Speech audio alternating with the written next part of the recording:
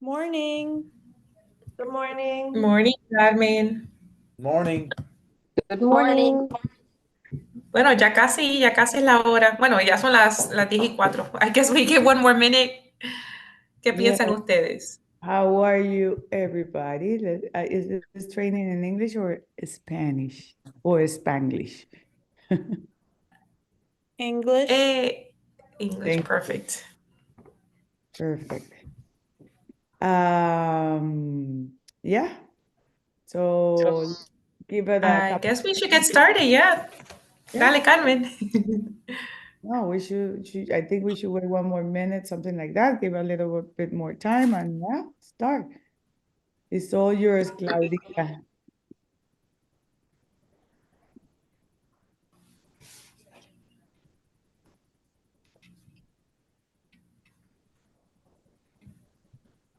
Bueno, let me give you a quick intro. Everyone, thank you for being here. Thank you for joining Wednesday, every single Wednesday. The club is very happy to bring in, our guest speakers. And Claudia, we really appreciate you for being here with us today. Claudia is from Windsor Title Company, and she's gonna give us details on HUD. Obviously, we need to start preparing our clients and spreading the word. Make sure that you're always out there giving them the latest and greatest. And then this way, you're also giving them a heads up and a reminder not to miss out on the opportunity of getting their home protected, right? Let me see. I just also wanted to, we're going to review the HUD settlement statement and how to read it and everything else that we need to know for our clients. Claudia, thank you so much for being here today. Thank you. Aquí la tienen. Thank you. Anybody that has any questions, please unmute yourselves and feel free to interact. And then this way, it's a more, I guess, engaging training. Thank you, Perfect. Claudia. No, thank you. Thank you, everybody, for being here. And my name is Claudia from Windsor Title Services. I've been almost 32 years in the industry. So today I'm gonna explain you guys a little bit about HUD-1 settlement statements, okay? So let me put the slideshow. Okay, are you guys seeing it? Yes, Claudia. Thank you. Okay, so we're gonna start. Okay, HUD-1 settlement statement.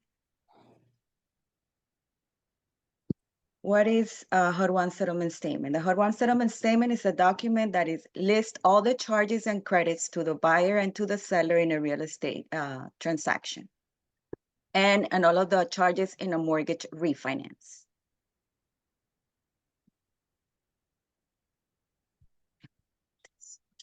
I'm sorry, let me just move this up because it's in the way.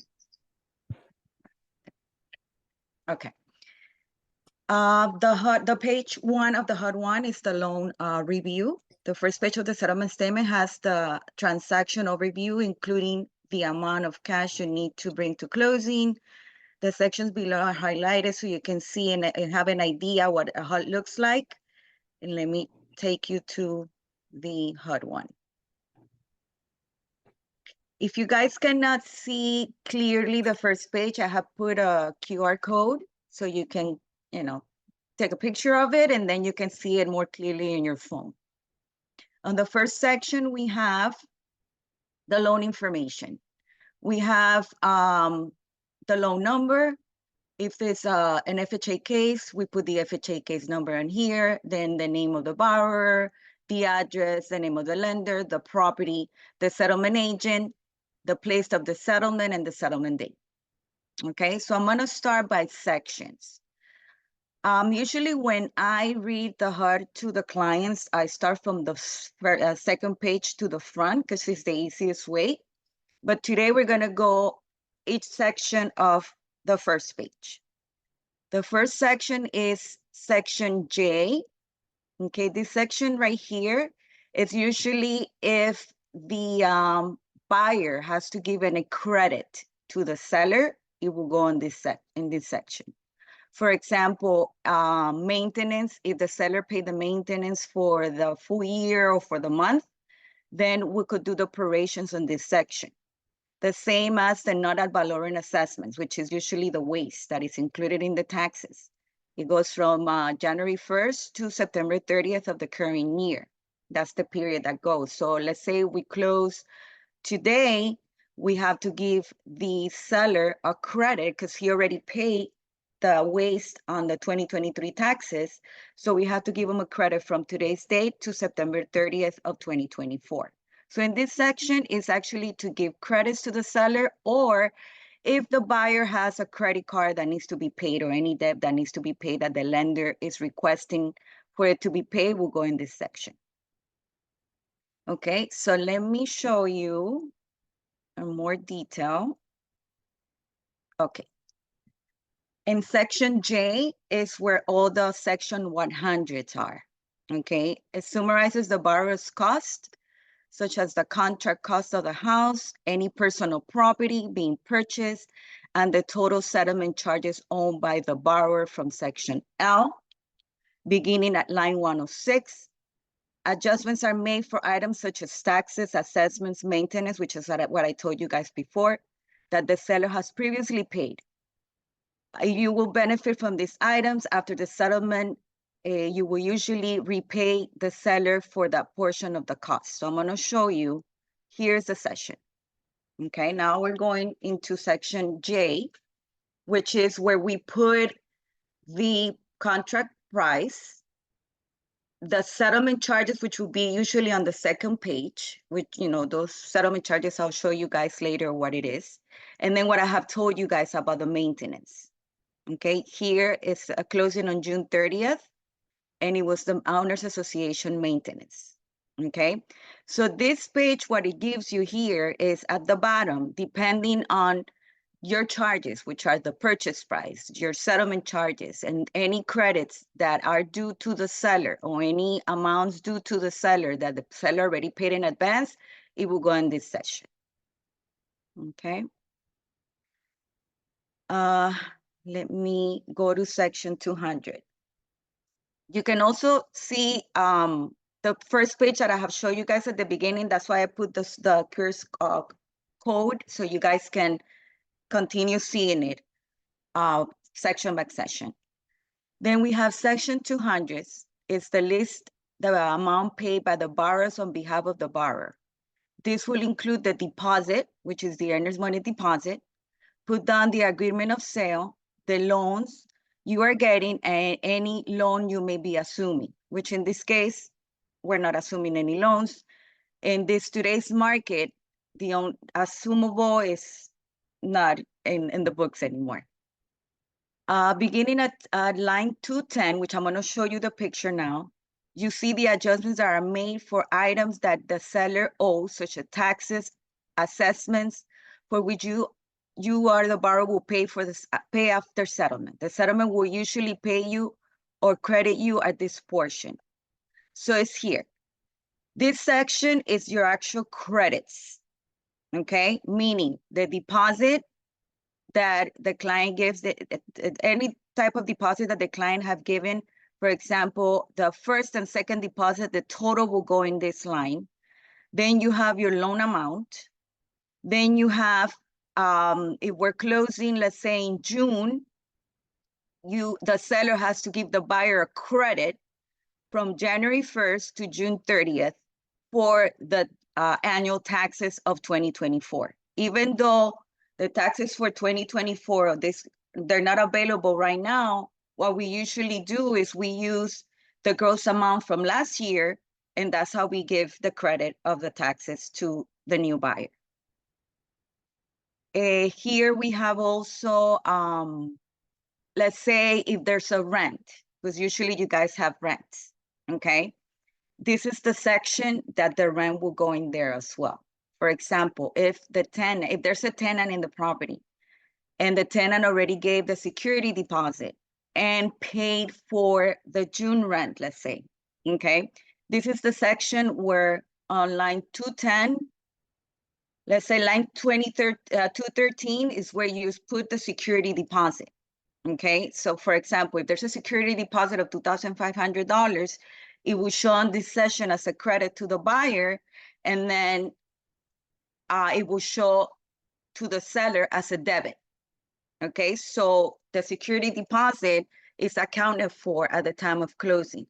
The same with the rent. Depending on the time of the month that you're closing, then you have to prorate the rent because the seller already collect the funds from the tenant. So it would also go in this section. So this section right here, the section 200, is for actually the monies that the buyer has for closing.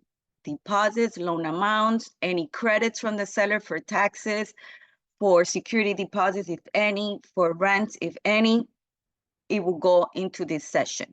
And each session of the HUD, it gives you the total amount at the bottom. Okay, so let me go back a second to the first page. Okay, this page, section J, we have debits. And in section 200s, we have all credits.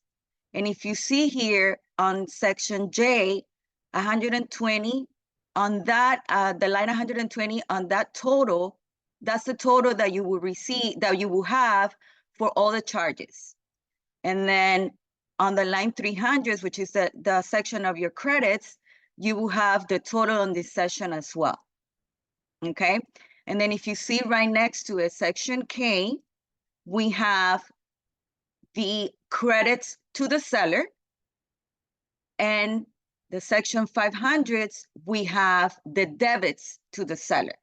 Okay, any payoffs, any security deposits, any rents that have been collected, it will go on this session.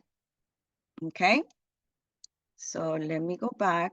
We were in section 200s. Okay, the section 300 is what I have told you. In this session, it reflects the difference between the gross amount due from the borrower and the total amount paid by for the borrower. Generally, line 303 will show the amount of cash the borrower must bring to the settlement. So when we get this line here, 120, and we subtract it from line 220, it will give you line 303, which is the actual cash that the borrower needs to bring in at closing. Okay. Then we're going to, how do I explain to you guys the taxes? In this session right here, you can see exactly the proration of the taxes from January 1st to June 30th. Obviously, it's 1997, but let's think it's 2024. Okay. Then we have,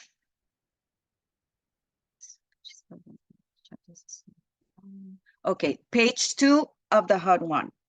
On page 2 of the HUD-1 is we're going to see the loan charges, the title company charges, the recording fees, the title company fees, and then the escrows and any miscellaneous fees that are going to be collected at closing. Okay, this is the second page. On this session right here, section 700 is where we put the realty commission.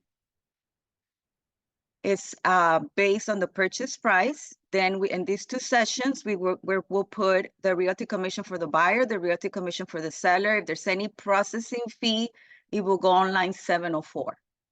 Okay. Then on the session 800s, we have the lender fees. Okay. And let me show you. Okay, the commission, the loan origination. This is usually known as a loan origination fee, but sometimes it's called point or points. It covers the lender's administrative cost in the process of the loan, often expressed as the percentage of the loan. The fee will vary among lenders. Generally, the buyer pays for this fee. Okay, so that's on section 800. On section 802, we have the loan discounts. The loan discounts is usually the points. The loan discount is a one-time charge imposed by the lender or broker to lower the rate of which the lender or the broker will otherwise offer you to the loan.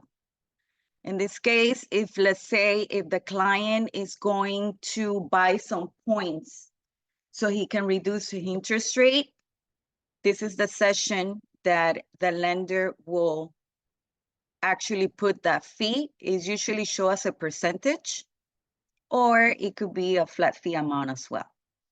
Then on line 803, we have the appraisal fee, which we know that this is paid in advance.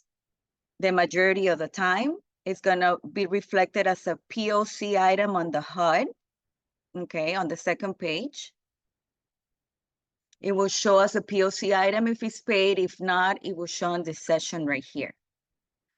We have also the appraisal, the credit report, the tax service fee, the flood certification. It depends, you know, what that lender charges. Okay. Then let me go. On line 805, usually, I mean, it doesn't matter what line the charges for the lender will be. I'm just showing you more, for example, if there's a lender's inspection fee, it could go on line 05.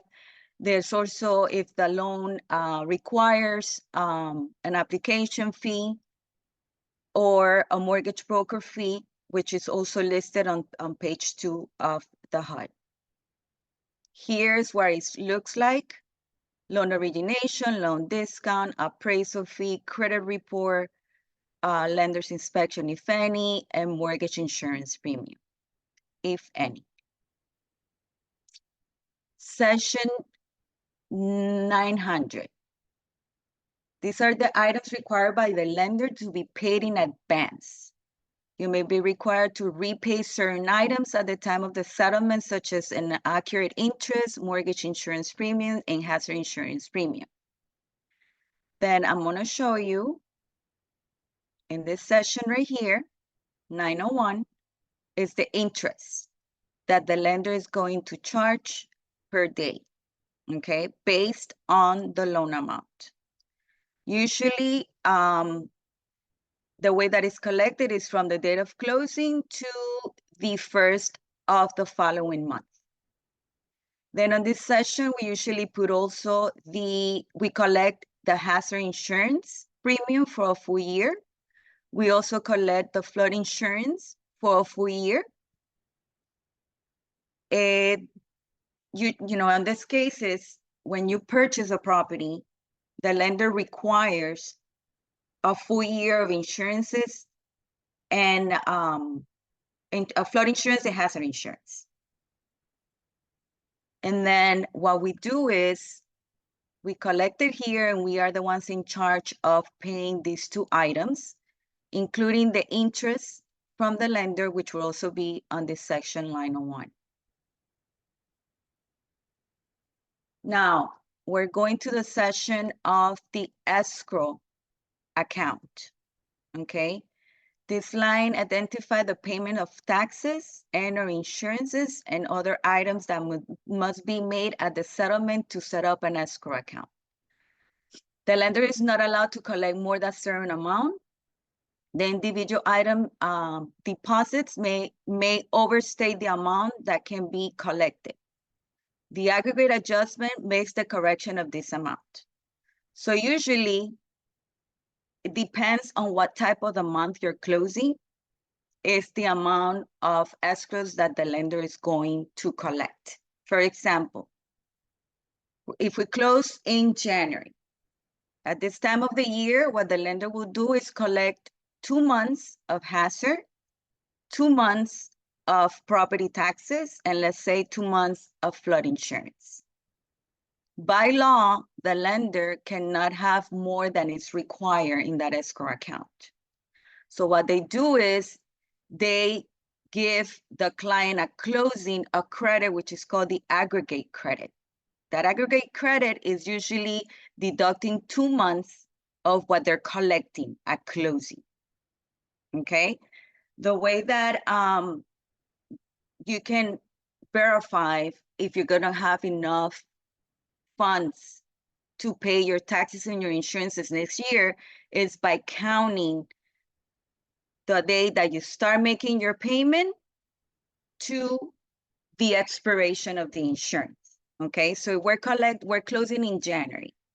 When you close in January, after the first 5 days of the month, then you will go ahead, I'm sorry, and collect 2 months. You start making your payment, not in February, your payment will be in March, okay? So you start counting from March to the expiration date of next year of the insurance, which is going to be, let's say, January 16th. You count all those months, okay? And then when you count all those months, you're supposed to have at least 12 months collected plus 2 months of cushion, which is what the lender is collecting at the time of closing. So you're gonna have 14 months to pay your hazard and your taxes when they become due. And you're always going to have 2 months of cushion, which is usually what is collected at the time of closing. Okay, then any questions up to now in the escrow? Okay, let's go to section 1100. This is where the title charges are, okay? Let me show you. Okay, right here in this section.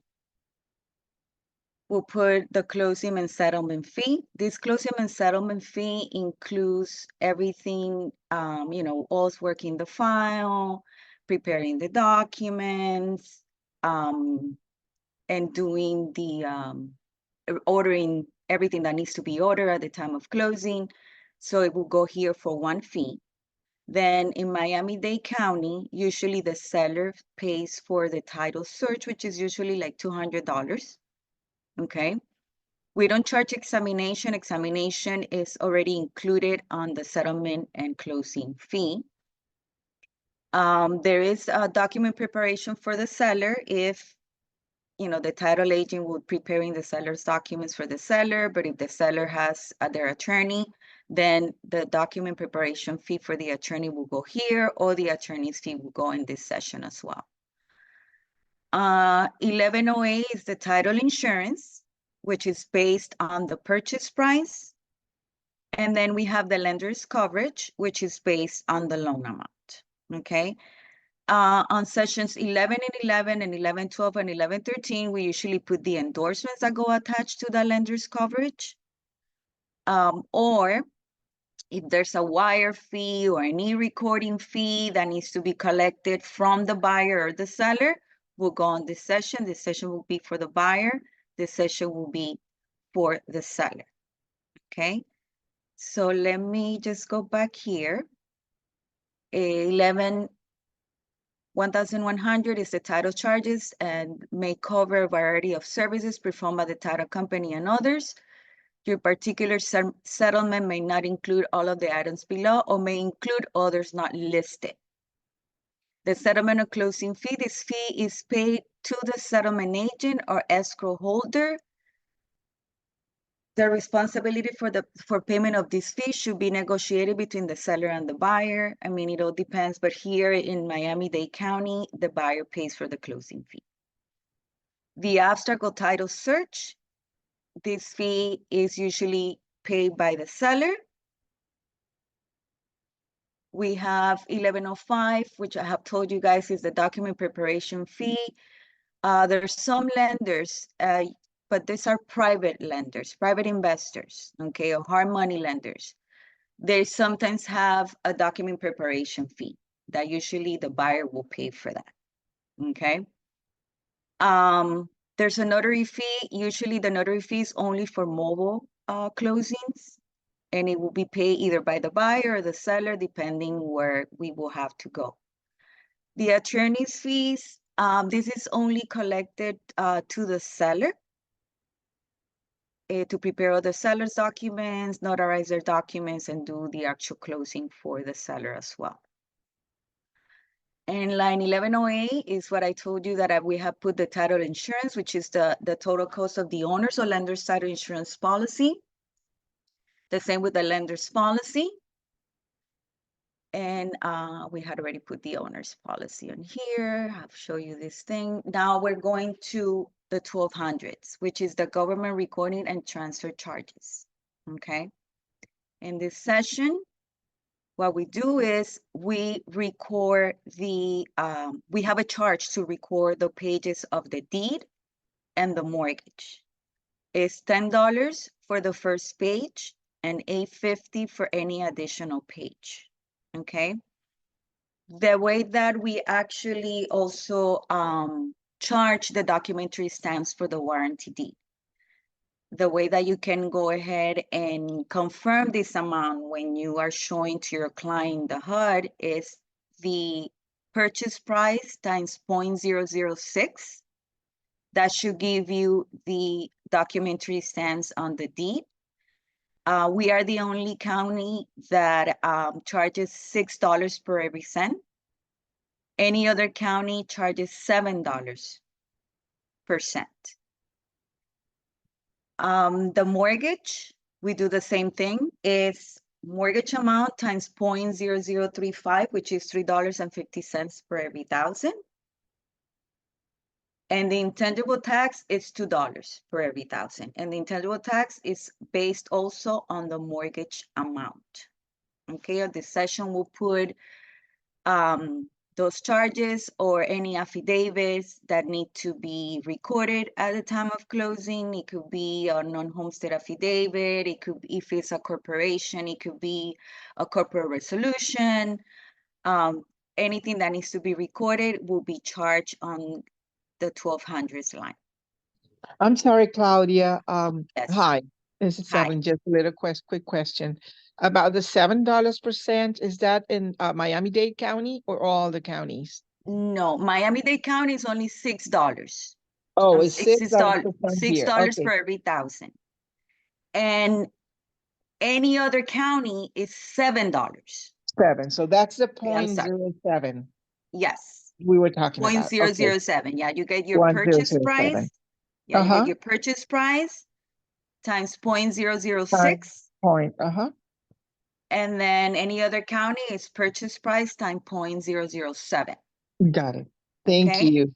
Thank you. You're welcome.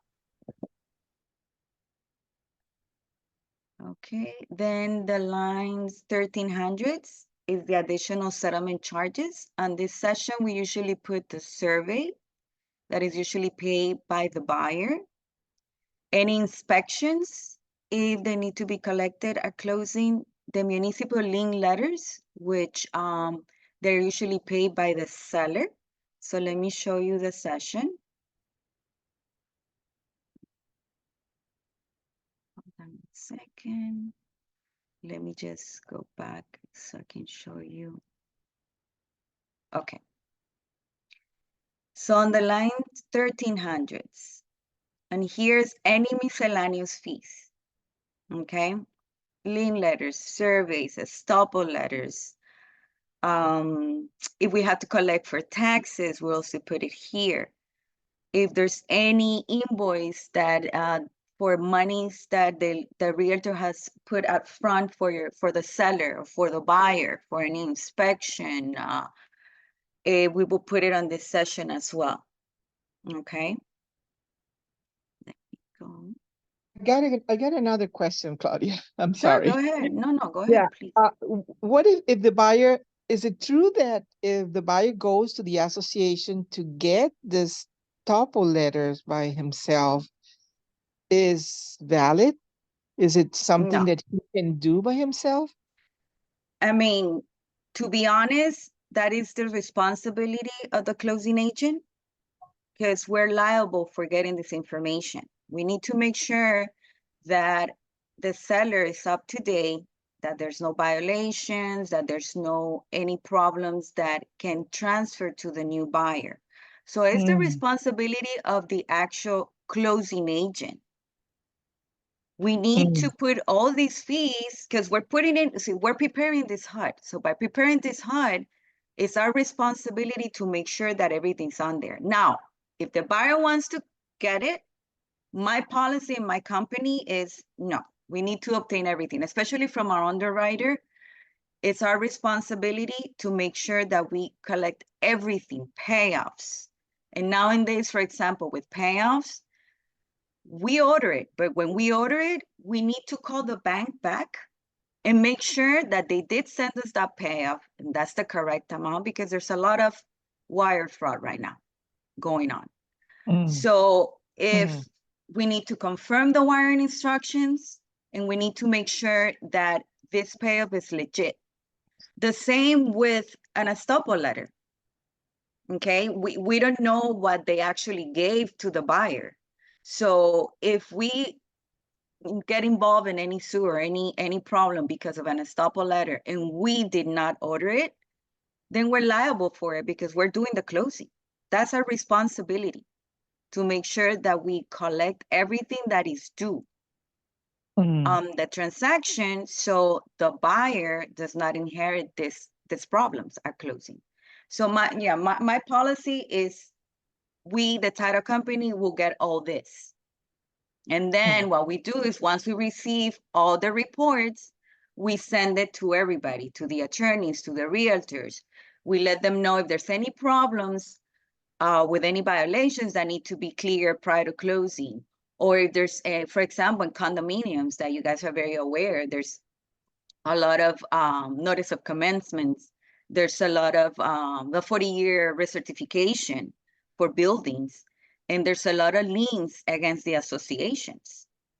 So we also need to make sure the extent of this lien, okay? Because we're not gonna insure a title of a property that have liens for example, they have an order for demolition.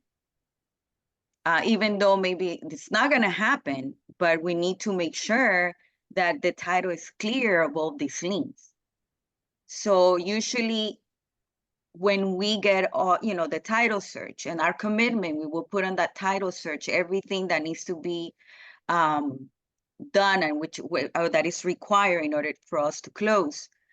And and especially, and also on the municipal lien letters, they also let us know if there's any violations, the estoppel as well. So all these things, that's why we order them, and we make sure that they're collected at closing. But no, I mean, we don't, I mean, I don't know how other title companies work or any other closing agents work, but yeah, our responsibility is us obtaining them as a closing agent. That's our job, to get it. Yeah, it makes sense. Mhm. Thank you. Thank you, No, Claudia. You're welcome. So we have under section 1300s that we need to collect all these fees to make sure, special assessments also that come on estoppels that need to be paid before the new buyer obtains title to the new property. Okay. And then at the bottom of section 1300, we will find section 1400, which would also we will give the total of the lines for the buyer and the lines for the seller of all the charges. And then those lines are moved forward to the front of the HUD. Okay. Which I'm going to show you here. Okay. So this at the bottom of line 1400s, it's where we put the total of both lines, and then we'll bring it forward. Those totals will come to the front, okay? And that's what you're gonna see on section J.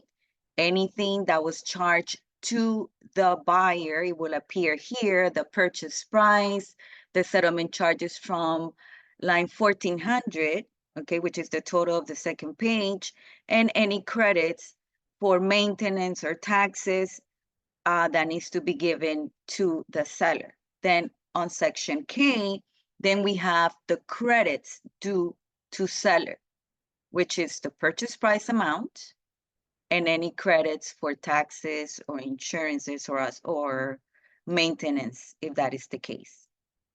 Then when we go to, I'm sorry, section 200, in this section are the credits to the buyer, okay?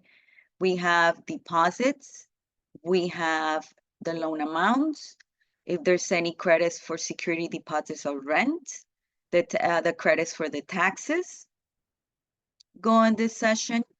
If there's, for example, a second loan that the buyer is getting, it would appear on this session. If the seller is giving any seller concession or any seller credit, it will be on this session as well. So this session 200 will transfer over as a debit to the seller on session 500, okay? Here we will have, for example, if the seller already received a deposit, we will put it here. If the seller has any outstanding mortgages, we will put it in this session. If the seller has any other debt, credit cards, judgments, we will put it on this session as well.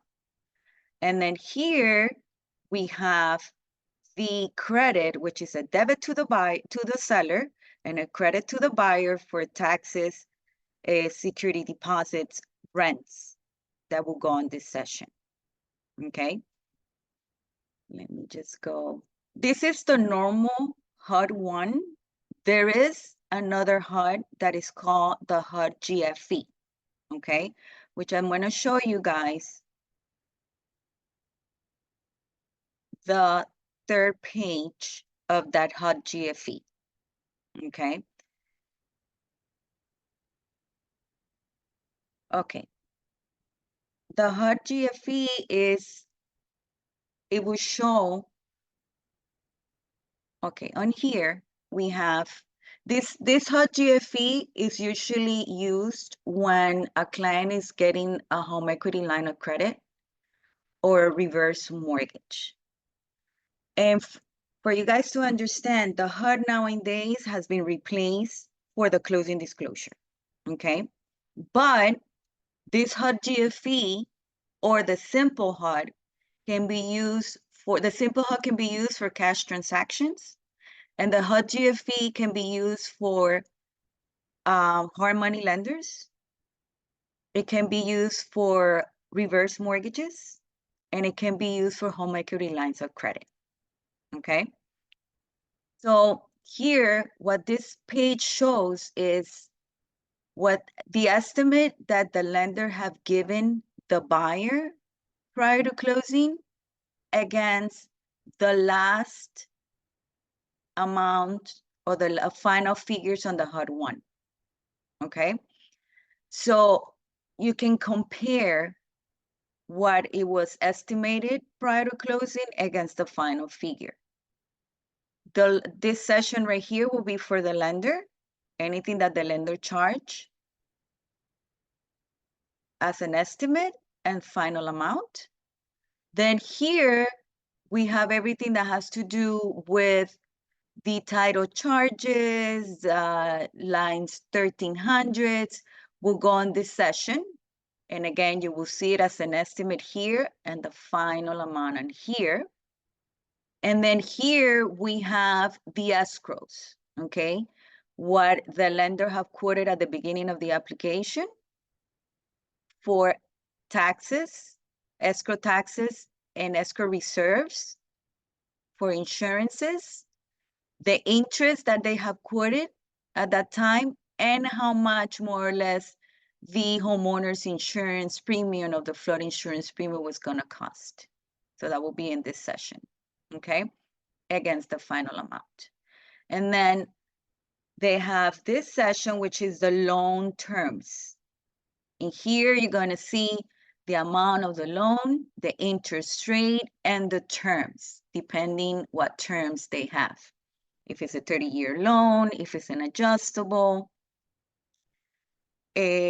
Usually, like I said, this GFE HUD is only used for reverse mortgages, equity line of credits, and private hard money lenders, okay? And then the HUD-1, which is the one that only has 2 pages, that could be used for cash transactions, or sometimes hard money lenders, they will use that as well, Okay. Okay, here it says what type of loans, okay, what type of loans require HUD-1 settlement statement? If you're getting ready to close on a conventional mortgage, you would typically receive a closing disclosure. Okay, however, if you're taking out a home equity line of credit or a HELOC, a mortgage for a manufactured home that is not attached to real estate, or a reverse mortgage, you may be asked to review a HUD-1 settlement statement before heading to the closing table. The HUD document summarizes the final details of your loan paperwork and may also abide by the truth and lending disclosure. Reviewing and understanding the contents of your HUD settlement statement will help you avoid errors that could cost you time and money. Okay, what is the HUD settlement statement versus closing disclosure? In the past, most borrowers received a HUD-1 settlement statement before closing. However, since October 2015, the majority of the mortgage borrowers now receive closing disclosure rather than the settlement statements. The CFPB introduced these disclosures a way to more clearly deliver information similar to what is on the settlement statement. Despite the change, however, not every borrower will get a closing disclosure. As mentioned above, borrowers taking out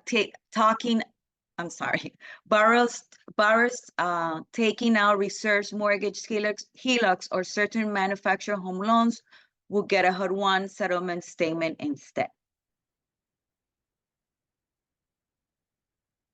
Okay, now we have here who gets a HUD-1 and who gets a closing disclosure. Borrowers with certain reverse mortgages, HELOCs, or manufactured homes not attached to real property will get a HUD-1. Most other mortgages, loan borrowers, nowadays you get a closing disclosure.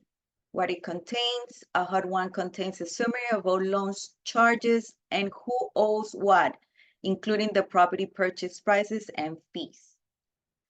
With a closing disclosure, it's a summary of all of your charges and who owes what, including the property purchase prices. And the first page of the closing disclosure includes the terms of the borrower's loan. Readability. The HUD-1 has 3 pages. The normal one has 2 pages. And the GFE HUD has 3 pages. The closing disclosure is 5 pages long, but it's more simplified and clear to read. The HUD-1, when it's received at closing, unless requested prior to closing, and the closing disclosure, the good thing that it has is that it's giving to the buyer or the borrower 3 days before closing, so they can check their fees, make sure that everything is fine, and they have to actually sign and approve that closing disclosure so the closing can move forward.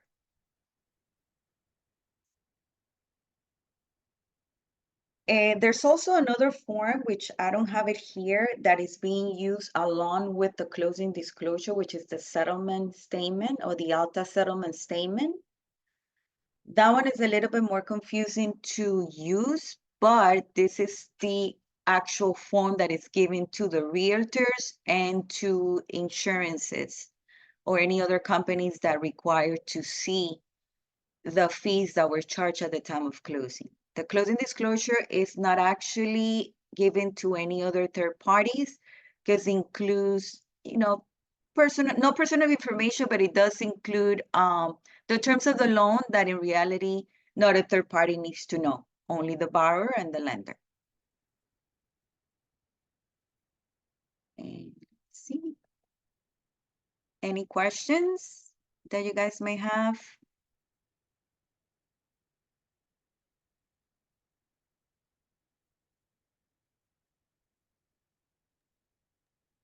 Don't be Another shy, question. ask questions. Yeah, Any I got a question. Yeah, we Yes. got regarding the CTC, when you get the CTC from the lender, Yes. and we get the close and disclosure and all their numbers, how long would it take for you to balance those numbers? When you ask, this is because I had a case when I had to request an extension to the seller. He Mm-hmm. didn't want to give more than 2 days. Mm-hmm. And the title, the buyer's title, that the buyer was using a title company that it was asking for 3 business days. And that was a little tricky. I was so scared because the seller didn't want to sign the extension, and they were asking for 3 days to balance the numbers. And the seller said, no, that takes 24 hours. I don't need to wait 3 days. Is it true? Is it something that is Okay. negotiable? The only rule that I know that would apply is if the buyer has not been given the closing disclosure by the lender, then you have 3 days. But us as a title company, once that closing disclosure is approved by the lender, by the borrower, I'm sorry, and by the lender, they will send it to me or to the closing agent, and we prepare it immediately. Immediately. Mm, That's not, I mean, every time that we get instructions from the lender, we work on those figures immediately. Unless there's something missing from our end that goes in the closing disclosure that is not going to be ready, then that's a different story. But once that that's CD is approved within those 3 days, the lender will send, after it's approved, they usually take like 24 to 48 hours to send us the instructions, uh-huh. and we'll prepare the CD immediately when it's received. Immediately it's received and it's sent to everybody.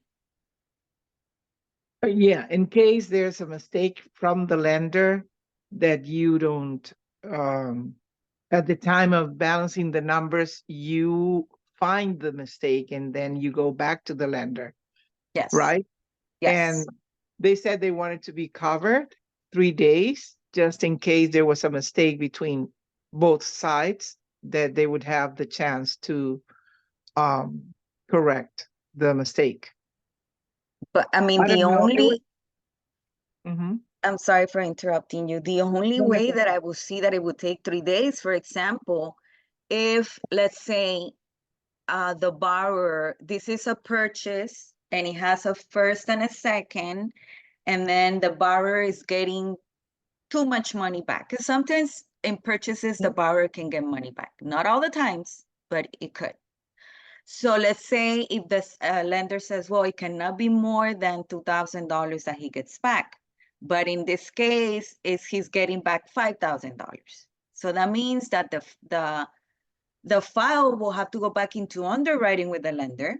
They need to rearrange the loan amount, okay, to reduce it a little bit, so they can go ahead and match either the $2,000, or for the borrower to get less than $2,000. So if it's something like that, Yeah, then it was the maybe case. yes. Yeah, the case was a gift from his mother. There you go.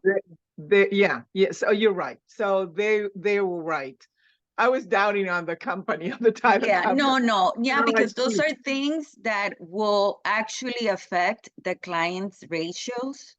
Uh-huh. So they're only supposed to get certain amount. It cannot go over. So if it Oh, has to go, if it goes over and the credit is too much or too little, then the file has to go back to underwriting, and then the lender has to figure it out, either reduced it or give more money if that is the case, and then it can take, yeah, in cases like that, yes, okay, it can take. okay, okay, okay. I got it.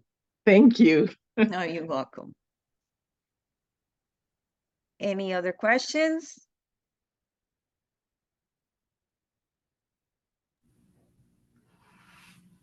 I guess for sellers, sometimes they'll ask, what would be an estimated percentage for their total closing? What would you say? I know every every sale is different and every situation is different, but is there a rule of thumb that we can perhaps utilize? It's usually, let me see.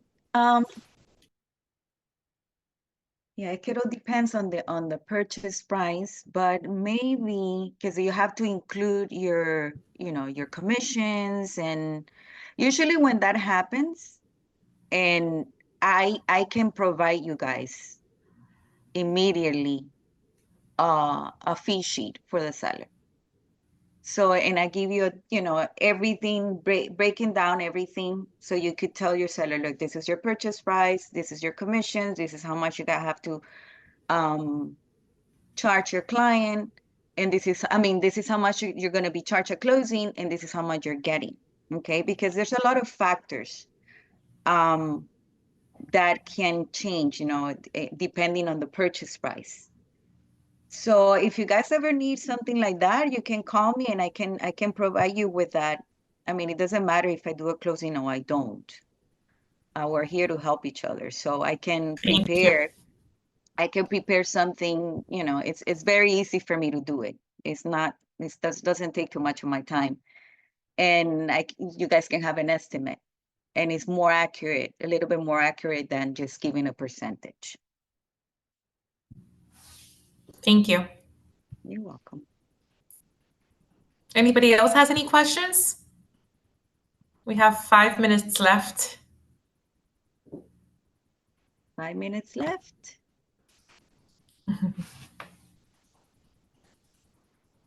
If you guys have any other classes that you guys want to take, I can also have our attorney do them. Anything that is more on the legal part of it, he can do that for you guys. Like I said, if you Thank you. guys need any estimates that I can help you guys with, you can text me or call me or send me an email, and I can go ahead and do that for you guys. We also, well, last time we had a class about FERPTA, was it, Carmen? Oh no, 1031 exchange, 1031 exchange. So I can also get people from my underwriter, and they can explain, 1031 exchanges, FERPTA, any other Amazing. class that you guys wanna go through. I Well, can thank you, help you guys. Claudia. Thank you Appreciate very it. much. Bueno, team, just want to remind you guys next Wednesday, we're actually going to be talking about foreclosures. And so make sure you put this on your calendar every Wednesday. I would just suggest to have it as a permanent thing on your calendar every Wednesday, the classes. Remember to register. I know this is a new thing for us, but the reason why is because we want to make sure we know who's attending these classes, and it just helps us, have a better accountability. And then that way we can also make sure we share the presentations with your brokers and everything else that you might need individually. Next week on, let me see exactly the date. We have the class with Christina, so don't forget to register for that as well. And it's put your goals, plan your goals and achieve them. So we have that already on the members chat. Make sure you are registering for that, just because we're pretty much wrapping up the part of our New Year's resolution, and of course business plans with each of your brokers and everything that would give you that solid start of the year. So if you have any questions, please feel free to reach out as well. Does anybody else have any questions or comments, suggestions, anything? No, Yes. fantastic class. It's super Yeah, helpful. regarding to the legal matters, I still have a doubt on the SB 264, which is not, we would like to have more information about what are the areas where you can sell properties for those from the countries of concern. I don't know who can explain that better. We had a class from the association from the Miami Association, but Let I me think find out with my underwriter. I'll find out with my underwriter to see if they have any class that they can give. yeah, that'll be Yeah, great. that's Yeah, we can definitely bring that back. I know that for sure, we did give a class earlier when everything was happening, but it's even when we had the attorney speaking to us, and then we had somebody else talk about it. I think I believe it was the first one or the last one of the year. It was one of those things that it's an ongoing, changing, evolving situation. So it's yes, like there's still not a perfect correct. answer or definite answer to this. Yep, Mhm. But correct. So This yeah, has I'll to do be my a best lot. to find you guys information about this. Thank you. thank you, Okay. We Claudia. appreciate it. Thank you Thank for you being all. here. It was a great class. Thank you. Thank See you Yes. you. Monday. Yes, it was. Bye. Bye. Bye. Bye.